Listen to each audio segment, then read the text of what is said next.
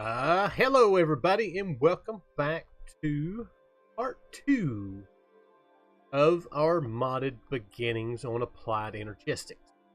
So, last episode we got into our storage.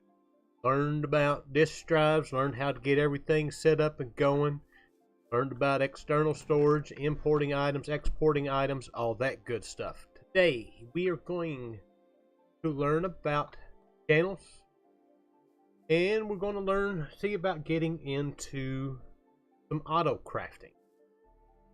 So first up, the way applied energistics works. Now you can go into the settings if you know how. From what I understand, they have added a thing to where you no longer have to deal with channels. As far as I know, it's not ever disabled in mod packs. Most people leave it in there because most people that mess with applied energistics don't mind the channels. So everything runs off a basis of by 8. Your glass cable has 8 channels. You have several different kind of cables. There is a covered cable, which is basically just the same as the glass cable, just with a cover.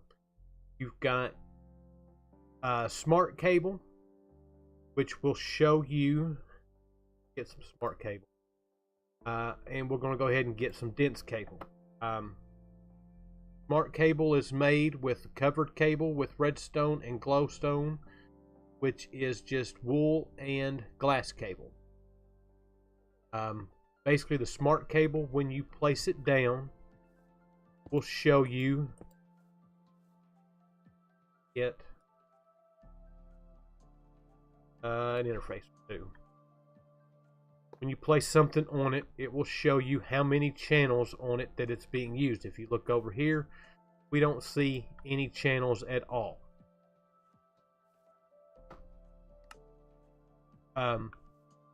Those smart cables are nice. The dense smart cables, which are made with the dense covered cables, which is just 4 of the regular covered cables with redstone and glowstone, are basically the exact same thing. These will show you how many cable or how many channels you are running off of this, but this will allow you to run 32 instead of 8, so you get 4 times more the channels. And as long as you have enough channels, you can keep connecting stuff to this and use it. Once you reach its limit, it will start turning stuff off and you will start having issues.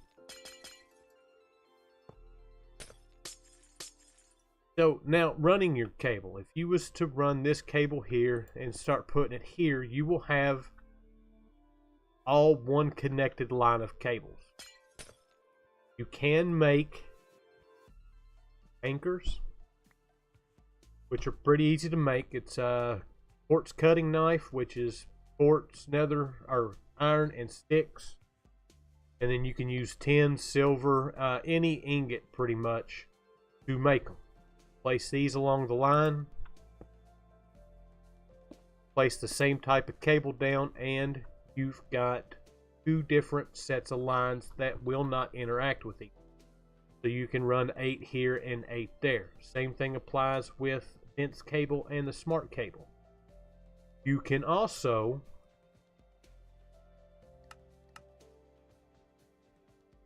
grab that. You can also place down different colored cables, and they will not connect to each other. So that is another way of keeping your lines separated.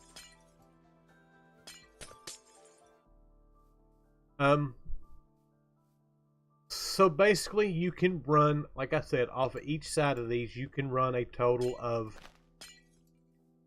32 channels off of each controller. How far you want to run and do all these cables like that is up to you.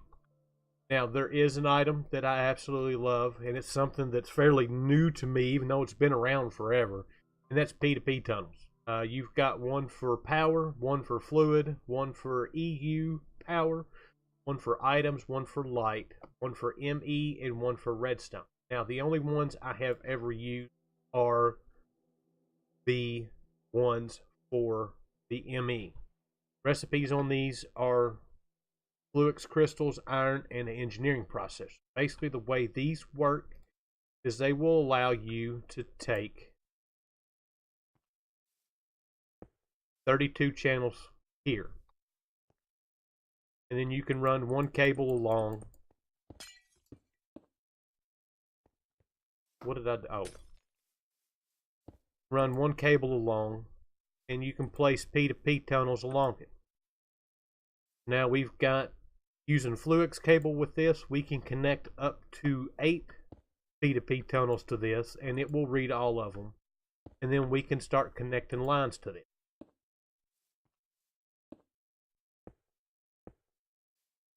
And we've got to run a cable from the P2P to the controller, so it reads the P2P. Don't know why that's a thing. You'd think it just coming off of here it would read it, but it doesn't. And we need a network card. That's not what I want. What is that thing called?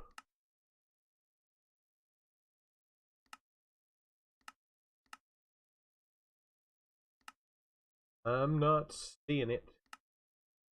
Oh, it's here.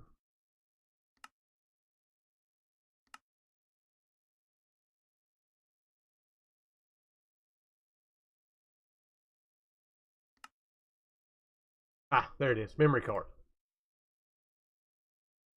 You can shift right click on this one. It will copy and store this P2P tunnel. And you can come over here and right click on that one. And now this line is connected to this set. So if we get an ME interface and put over here, you'll see this is using one of 32 channels, and this is using one of 32 channels. If we put a P2P tunnel over here, copy our settings. That's not what I wanted to do. I wanted to copy our settings on this one. Now we've got one channel here, one channel here, but if we come over here, we are now using 2 channels. So you can run these channels elsewhere and get up to 32 off of it. You can connect another P2P tunnel along here and do it to where you can have a line of a lot of channels. Set time today. This way. So instead of having your 8 or 32 different channels that you can run off one, you can run a line of dense cables down through here that's 32, and then run 32 P2P tunnels, all with the dense cable, each of them having 32, and you wind up with something like 900 channels or something like that. Exactly what it is. But you can get rather creative with your networks doing that. But it allows you to, like I said, you can use just these regular glass cables and connect 8 to it, where you can take this to one spot of your base and connect a room to it, and then take one off this way and connect it to a different room, stuff like that. So that is more or less how at least the ME tunnels work to the P2P part. Now, to get into some Autocraft, there's several items that you are going to need. Get this out of our way. So, for Autocrafting, first things you're going to need is you're going to need to make these crafting units. These crafting units are part of the recipes for the crafting coprocessors and your crafting storage. These are made with calculation processors, logic processors, fluix cables, and then iron. Pretty easy to make. Your crafting coprocessor is with the crafting unit and engineering processor. Excuse me. And then each of the crafting storage is done with its tier of component. So 1K is a 1K component, 4K, 4K component, 16K is part of the 16K component, and 64K, 64K. So, first thing you're going to need is you're going to need at least a crafting unit. Excuse me, not the crafting unit. You need crafting coprocessors. For now, we'll just use 1K. We'll place these over here. Place it down. As you can see, it's not doing anything. You can place one with it, and now you've got the ability to craft. Not just yet, though. This is just more or less the brains behind the crafting. This allows your machine to do the crafting. I think the way I explained it the other day is your ME drive is more or less your hard drive, like your PC.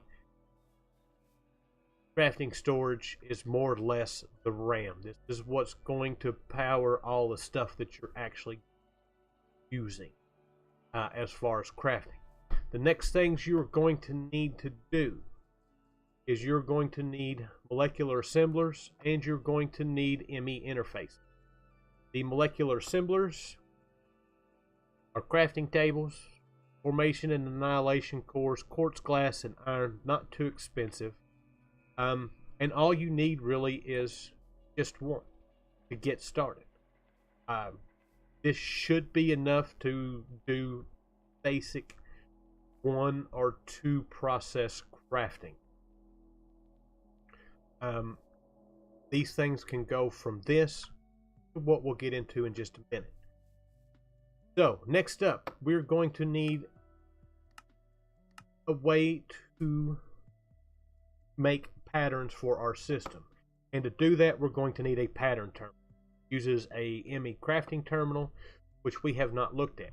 Look at this. This is just a regular ME terminal. This does not have any way of crafting with it or anything like that. Let's get rid of that.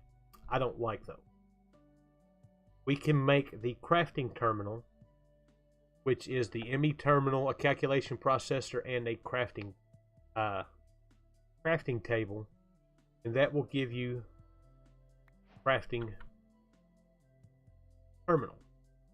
Get us a table, place that down, and now we've got crafting here. Now this is not auto crafting. This is just taking items from here and crafting. Now, works with JEI. You can also shift right click and it will use up, it will craft any item that it can like that. We will craft from redstone blocks. It'll craft as many as we've got, or it'll craft a stack at a time. That was a mouthful. Alright, so next up on our list of stuff that we're going to need for this is we need a terminal pattern. A pattern terminal. This here is a crafting terminal with an engineering processor. Pretty easy to make. Time set day. Place this down on here, and if we look in here, it now has our crafting grid and a spot for patterns. So, we want to make blank patterns. Pretty easy stuff to make. Glowstone, quartz, glass, iron, and just regular Certus quartz will give us blank patterns. Blank patterns go in here. Now, if you were making a crafting recipe, let's get some oak. We want to put oak in here, and we want to turn oak into wood planks. Click on the arrow here, it will encode a pattern. This will allow it to make patterns. Now this will only use oak wood. We can set this where we can allow substitutions, and it will use any wood that it can find that has the Ore Dictionary log wood. So if you've got acacia, if you've got jungle, so any crafting pattern that you use, pistons, crafting tables, or anything like that, make sure to turn your Ore Dictionary on. That way you don't run out of one specific kind of wood if you don't have a ton of that wood inside of your system. We can take our pattern and it goes into a ME interface. It goes into an ME interface that's connected to a molecular assembler. This is where all the magic happens. So if we come over here, let's select craftable. We click this. We want to make 10 planks. It tells us that we don't have enough for that. Let's see if we can craft. It's not going to craft that because I don't know. We hook this up. It's all hooked up.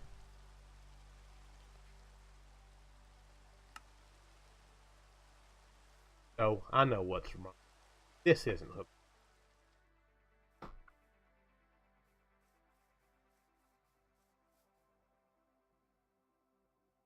Now if we craft 10 of these, it'll tell us, it automatically selects what CPU it's going to use. We can click start, and you can see we've now got our 10 wooden planks. Now let's set a pattern for that. I'm not sure if the system will do this because we've got two different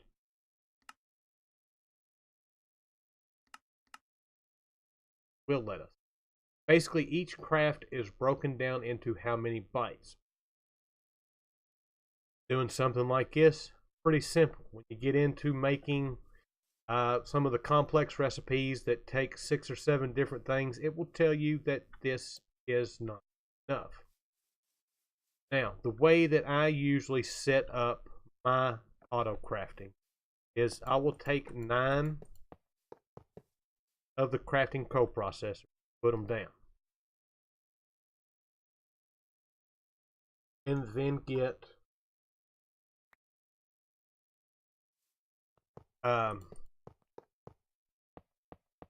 start getting a bunch of 64K drives. Excuse me. I don't know why I am trying to fly. But you can always tell whether or not you've added too much or whether something's not right with these, because if it is, it will not change. And so this gives us a load of storage to use, and it's all on one channel. So now with that set up, we can craft some more complex recipes. We're not going to do that in there. But basically you can go from this size to about this size is usually about the max that you need. And you can set up several of these. The more you have, the faster everything's going to go. The more molecular assemblers and stuff that you have, the faster this is going to go. Your setup here, you can craft or place molecular assemblers on each side of an interface, and it will put the item inside of whichever one is open. It won't specifically do, you know, with just the one. It would do, if we'd done the crafting recipe, it would put the craft or do the planks in this one, and then would have to wait to do the crafting table in this one also. It's going by too. But you can also make trees and stuff like that. Place several different ME interfaces down. Place several molecular assemblers to one, and if we look, we've gone from using one channel to 8. That's for 1, 2, 3, 5, 6. And I don't know exactly how that works. Got 3 up here and 3 down there. And I think it uses a couple of channels for the molecular assembler. I'm not exactly sure, but the way I usually set these up when I get into the serious auto crafting is I will run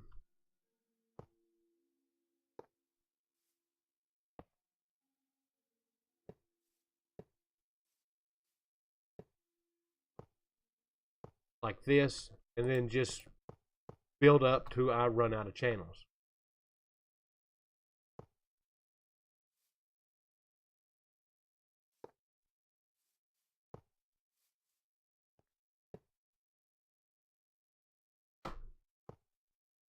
And as you can see, we're up to 8 channels now.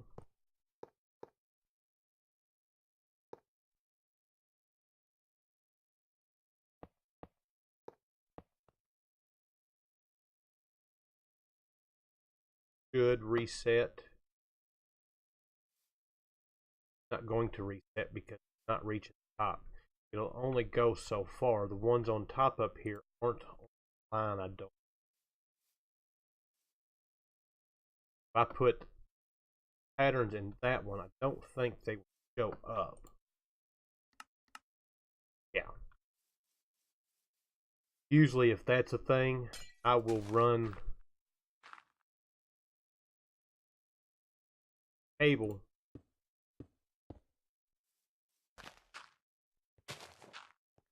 will clear out the middle section, and I will run the cable down through the middle like so.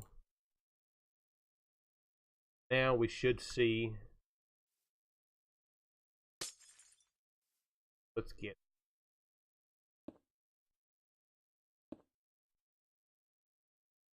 now it's using 12 instead of the 8. So most of the blocks will take power from one to the other, but it only goes so far, I guess.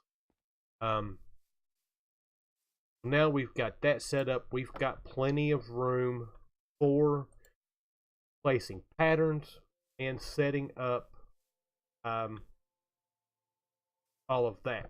You can add speed upgrades to the molecular assemblers. It will speed up the crafting process for everything, and that will take care of your, kind of speed and stuff like that. So one last way of really to show how to do any kind of other crafting. Let's place the molecular assembler, not a molecular, ME interface down here.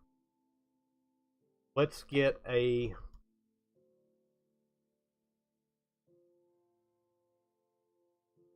redstone furnace. We'll place it down right here. Let's get our creative power cell so this thing has power.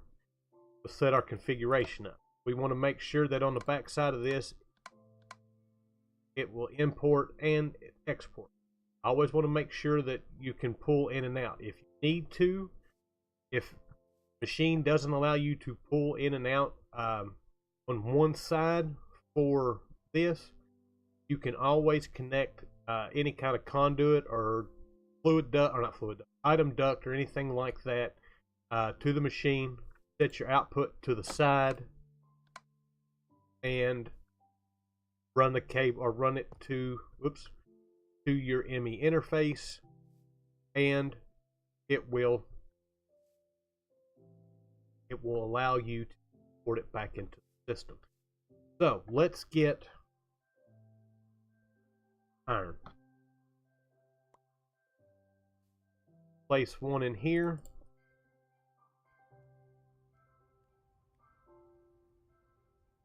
And it put it back in the system.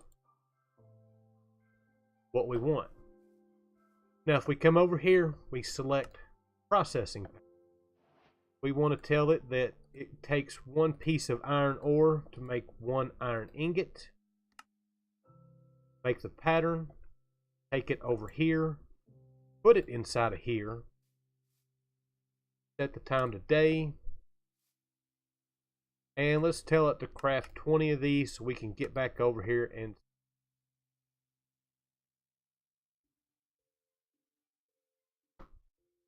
let's tell it to craft 20 of them now. And let's get back over here so we can see this thing work. As you can see, everything's in there and it's going back into the system. Thermal foundation machines are actually really great setting up with applied energistics. Ender IO works great. Mechanism stuff is a pain in the butt. So yeah, basically that's kind of how it works. You can just connect these interfaces to your machines. You can use a wrench. I don't know if this one will work or not. Yeah, it will. You can change the direction that you want it to go. Make sure that it's going in there. I think that will actually keep us from being able to export. Will it? No, it won't. Make sure that it goes specifically to the machine that it's looking at. If have issues with the machine, you can always take the ME interface, run it into a chest, and then pipe the chest to the machine and set up your process like that. But everything works just more or less like that. Any process that you want to set up, let's say you want to make